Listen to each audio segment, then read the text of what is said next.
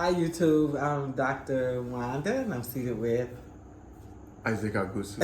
Isaac Agbosu. So we wanted to sit down because it's been a while since we've done a follow-up about my breast wellness, about my breast care, about what's going on with me and the doctor. So yesterday, Isaac and I got up at about 5:30 and we were out the door by 6 because we decided to go to Mampong research for herbal medicine. Yeah, this was the Center for Research for Herbal Medicine in Mampong, Ghana. Yeah. So we went there. This came as a direct suggestion, actually, to one of the YouTube subscribers. His name is Steven.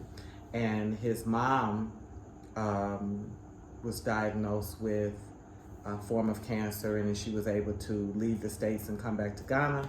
And she got great support by going to the center. So it's been on our list to do, and we just was doing so many other things and we didn't get to it. So finally anchored Isaac and I said we need to make this happen, and we did.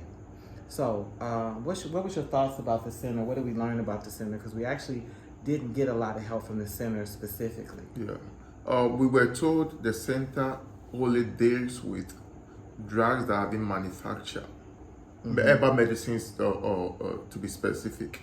Right. Yeah, they do research on those drugs to know if they are authentic or not.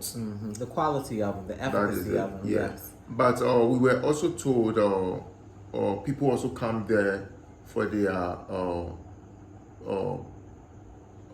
diabetes. Is it diabetes or malaria? Malaria, and, diabetes, typhoid. Typhoid, yeah. So there is a portion of that place that treats clients, and we did see quite a few people waiting to be treated. But then the other part was just sort of, I guess their version of food and drug regulations is just like a way to make sure that whatever's being put on the market, if me and him mixed up something right now, it could be sent there and they would qualify to see to make sure that it's worthy of human consumption. That's what I got from it. Yeah. Now we came to learn of that sort of distinction. The cab driver that we used picked up a young woman to ride with us because she knew someone that worked at the center. Yeah. So we had gotten a number, got seated, and was ready to go through whatever processes when they actually called us back out and said, "Hey, we need to take you to the mother hospital, not this one, to the mother center, not this one." I forgot the name of that. That's a Kwashi hospital or something. Just closer to the Herbal Research Center. So that center, I could have specifically asked the question about my breast and what would be good. And they still talk about herbs and everything too. Yeah, that's what the lady told us, that she trusts with that. When we go to that hospital, we'll be able to get our answers to all the questions that we had. Yeah. So, but also the same young woman made a suggestion of a traditional herbalist that was not too far from the center. From the center. Yeah. So it was en route, and I said, well, let's go sit and talk with her. Let's see what she says. And so that became what we did. It was a sort of an interesting experience because here was this young woman. We had no expectation of meeting with this driver that we got from a friend who ends up leading us to this herbalist. And so we make it to the herbalist, Madam Janet, and what did we learn? Well, we go to Madam Janet, the herbalist, and she told us that our issue is what she deals with: breast wellness and child malnutrition. Child malnutrition, yes. Yeah, that's the only thing she deals with. She's a herbalist. She doesn't go beyond these two. That's the only two things she deals with. So we talked to her, and she explained to us even what she thinks is happening to my wife. She was telling us that yes, I know what you're talking about because I've treated others with the same issues in the past. You see, so we talked with her, and she also explains things to us. And I was so surprised. I asked her how much would she charge us for herbal treatment, and she told us no, she's not going to charge us.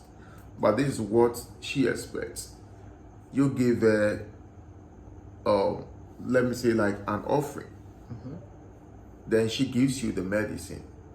Then when you've treated yourself with it and you are satisfied with it, you come back and you give her a larger offering. Yeah. So, and that initial offering was whatever figure that came to your mind, whatever you wanted to give.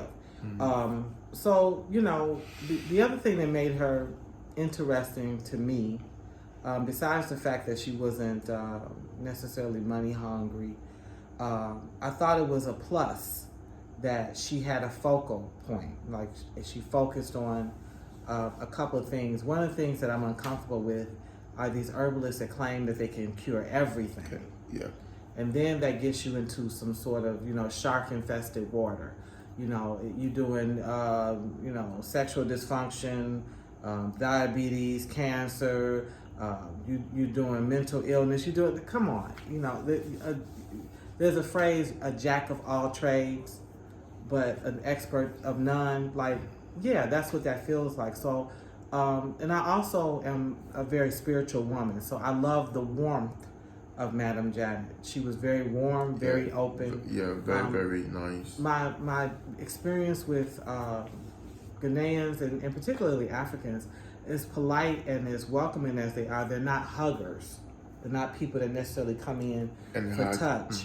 And she was open to, and she initiated it. So we had a nice little spiritual exchange that, for me, was very comfortable. She doesn't speak any English, so, you know, I'm working heavily with nonverbal cues. And the conversation was very patient, was very loving, interesting conversation. So I told Isaac, yes, I would like to continue further. I didn't feel like I had anything to win. Let me say this. In the U.S., there's a class action lawsuit that is active as we speak around Johnson & Johnson baby powder and another powder that Johnson & Johnson put on the market, which is shower to shower, okay? And these particularly the baby powder, you leave the hospital. They gave every person and especially black people, there's no one that didn't leave the hospital with a sample package of Johnson & Johnson, and particularly with the baby talc. So everybody shake that. You went out the door, all with it, this, that, the other. So as we speak, there's a class action lawsuit because it turns out that whatever they put into that talc causes ovarian cancer. And so this has been wreck and shop. Nobody understands where all this ovarian cancer is coming from.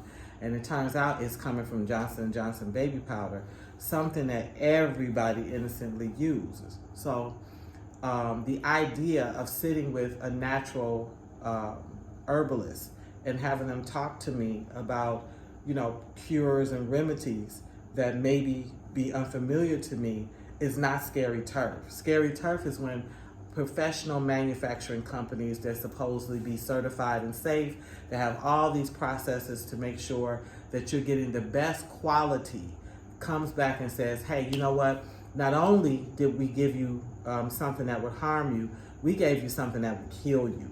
You know, because the reality is a woman cannot see her ovaries, so it's an atrocity. So I have people that feel like, how can you be comfortable with the herbalist? Well, you know, I put my whole body, my whole health in the hands of, you know, some sinister folks who've attached money to things and have caused, you know, thousands upon thousands of people injury. At some point, you have to remember that you existed before these companies existed, and be curious at least about what were some of the things, because, you know, there's nothing new that happens with the human body for the most part. What were some of the things that your ancestors used to handle them, to manage them? So Madam Janet seemed confident and comfortable that this was something that she's seen before. Yeah. And she was not in the least bit shocked or intimidated. She wasn't trying to evoke fear. She didn't talk cancer, but she made it clear that cysts, if sit long enough, they can turn into cancer. So you want to do whatever it takes to remove them or get them to dissolve. And so I liked her. I felt like she had an intelligent language. So this is what she gave me. She told Isaac to get a stone. Yeah, it's a stone. She was very specific with the stone. Very specific. She told us, don't use the medicine on a cemented floor or a concrete. It doesn't want the medicine to mix up with whatever they've made. Yeah. Whatever they've used to make with the concrete. Yeah. So we found us a stone. Hold that stone up. Yeah. And actually, I like this stone. It's very flat too. And very beautiful. And then she gave me 2 cone-shaped items that look like this. This is what they look like. Mm-hmm. And so she gave us specific instructions on what to do, and we are to. Yeah. What are we to do? We are to rub it on the stone. Rub it on the stone. With a little bit of water. And you use the whatever comes from the medicine. Which is kind of a paste. A paste to powder. Mm-hmm. So it goes on like a paste, but then it dries and it sits there. Yeah. So, and then she was specific to start with the healthy breast. Good.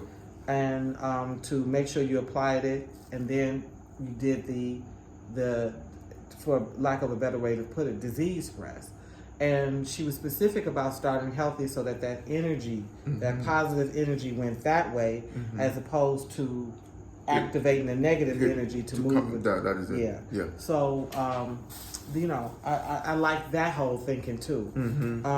And that was it. Yeah, and that really shocked me too when she said I thought of it. I was like, this makes so much sense. Like, our herbal medicine really works, and they believe that when you apply it on your healthy the diseased breast, the cyst or any problem with that breast will rather shift to the healthy one, because that breast can't be able to withstand the strength of the herbal medicine. So you have to protect the healthy one first. So this one will not be able to come. Absolutely. Yeah. Well, I mean, there's nothing to it but to do it, and there's nothing to it but to follow good instructions. So we did that. Isaac came and wet the stone, and we did the whole pacing thing. She was clear that you wanted to use it twice a day. Yeah. She also made it clear that it's better to use it when you're not going to be restricted. So it's good when you're not wearing a bra. Although she didn't say that I couldn't use it if I put on a bra. Yeah, but she prefers. Yeah. You should be free for this medicine to like dry and worked on you. Yeah. So what I believe the medicine is doing, because that's one of the things you have to be careful, comfortable with herbalists, is that sometimes they don't necessarily know the science behind something. You want to get that and cut it off? So they don't necessarily know the science behind it, but they just know that it actually works. So I understand that part of what you're trying to do is to flush out your lymph nodes, that you're allowing things to be released from the lymph nodes, because a lot that happens to us in our lymph nodes. They're always restricted. There's not a lot of flow. And so you do get blockage and you get buildup. So when she was talking about just allowing, applying the stuff and allowing the breast to be free, I actually thought that was pretty wise. And so even though she didn't go off into explaining the science behind it, I understood that some of the other things that's been suggested in terms of, we talked to you about it in another video, about using the ginger oil and using the castor oil, was the same concept, that you are massaging the breast and you're allowing that whole lymphatic system to flow and basically declog. So, yeah. When we were leaving, when we left, I remember I didn't ask us some very important questions, like the type of medicine that she used, or how she was able to come up with this kind of herbal medicine. We wanted to know the name. Yeah, that's the bottom line. And she told us, no, I'm not going to tell you. She told us. She said she don't tell it. Yeah, but this this comes from a back of a tree. Mm-hmm. Yeah, she did give us that much information. Yeah, and I just think there's something to sharing it and worrying, especially in this social media world, that somebody will actually take it and try to manufacture it themselves and put it. So I'm not mad at her holding on to her intellectual property. Yeah, that is it. I think that's really what it is. We thought some of them haven't been to school before, but when it comes to intellectual properties, they are very, very serious. And they have been to school. Yeah. There is, I talked to him about Howard Gardner and, the 8 types of multi-intelligences. And one of those intelligences are people who work with nature. They understand nature, they're naturalists. These are people who are comfortable, like the horse whisperer, the dog whisperer, all these people that can do all this magnificent thing with animals, and these people that have this great green thumb, they can grow anything, or, you understand? Yeah. So I think herbalists fall into that same camp where they just have an intelligence about nature and its relationship to man that is not necessarily scribed. It's not necessarily written down. So I was really honored to sit with Madam Janet. I do think that some of what happens with any medicine, I consider that's whether it is herbal or pharmaceutical, there does have to be a little bit of positive energy that you put with it, that you believe that you're taking the right course and you have great faith that it will work. And so I'm giving it the same level of respect I would give if I had gone into a doctor's office and they wrote up a prescription for something. What people don't like to admit is half of the time when you're taking these pharmaceutical medicines, you don't know what they're made of. Half of the time you can't even pronounce the name of them, and you definitely don't know what was mixed and how it was mixed in the lab. So again, there's nothing to it but to do it. I'm not going into this with great fear. I'm actually going into it with great relaxation and excitement. I think that's part of what's going to help me, and that's where I'm at with that. So I plan on taking Madam Janet back, a very rich love offering, because I plan on going back to her with a good report. Sounds good? Sure. Okay. We're signing off.